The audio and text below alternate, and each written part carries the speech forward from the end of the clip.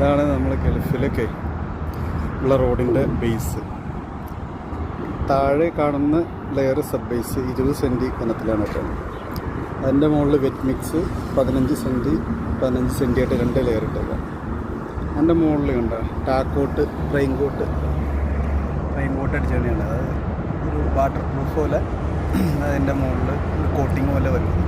അതിനാണ് ആ സ്പ്രേ അടിക്കുന്നത്. അതിൻ്റെ മുകളിൽ 16 സെൻറ്റിമീറ്റർ കനത്തിൽ ആസ്ഫാൾട്ട്.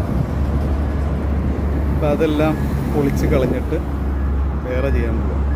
ഇതിൻ്റെ താഴെ കാണുന്നത് വെറും ഡ്യൂൺ സാൻഡാണ്. ഡ്യൂൺ സാൻഡ് വെറുതെ വെള്ളം ഒഴിച്ച് റോളടിച്ചാൽ മതി. അത് നല്ല സ്ട്രോങ് ആയിട്ട്.